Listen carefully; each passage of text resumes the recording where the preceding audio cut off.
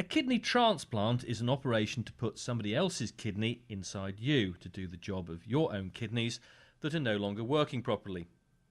The person who donates a kidney is known as the donor.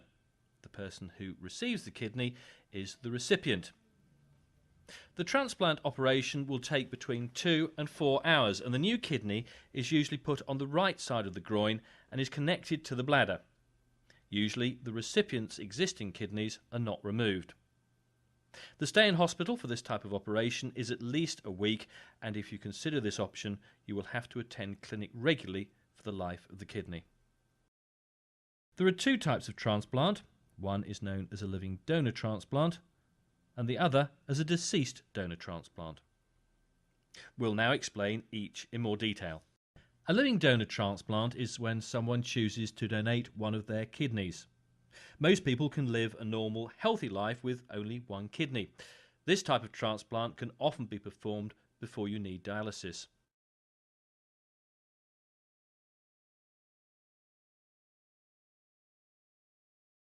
Sue received a transplant from her partner Tim. Here they tell their story. Really heard about living donor transplantation when the doctors advised me that my kidneys were deteriorating, and obviously I would be needing the possibility of a transplant, and then obviously the words were mentioned then to me.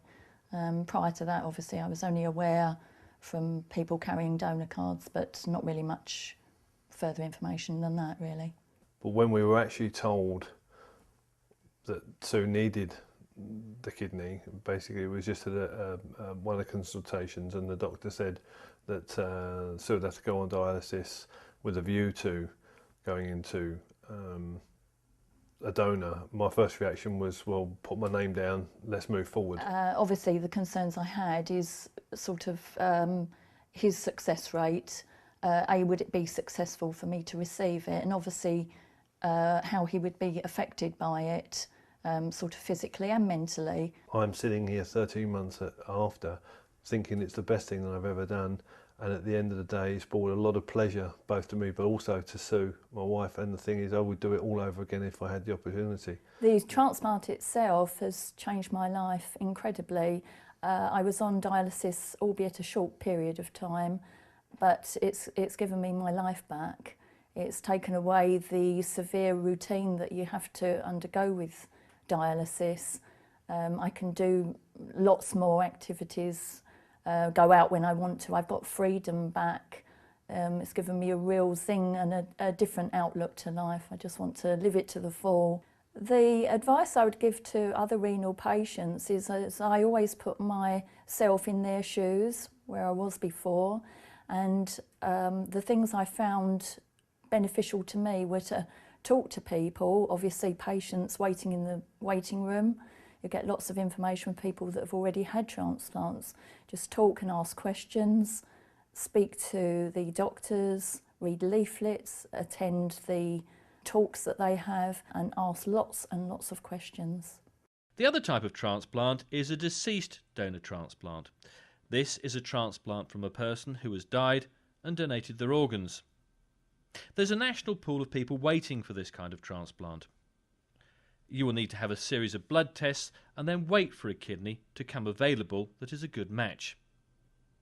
This type of transplant doesn't work on a first come, first served basis, and average waiting times can vary quite a lot.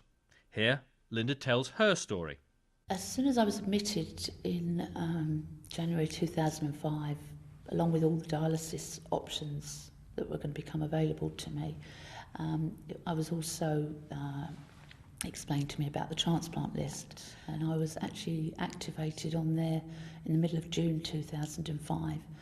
My transplant was offered to me in February, so I was just of 2006, so I was waiting 8 months, which I consider to be exceptionally lucky. I was dialysing with people that have been waiting several years, and so after so few months to receive this call, I just couldn't believe it. I was attending my dialysis was working well.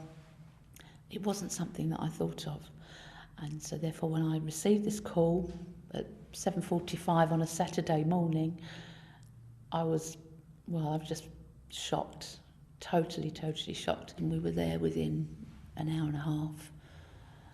The transplant took place later on that afternoon.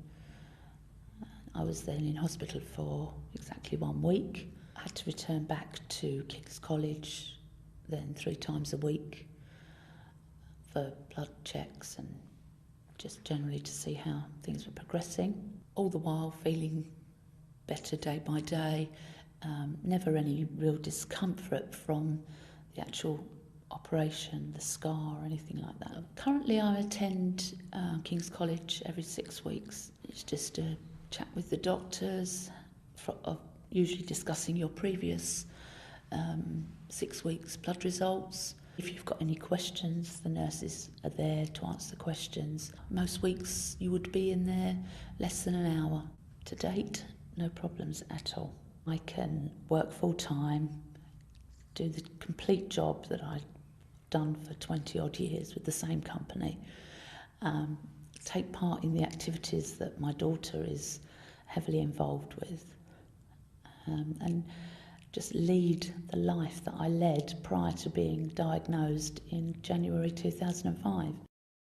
There are a number of things to consider with a transplant.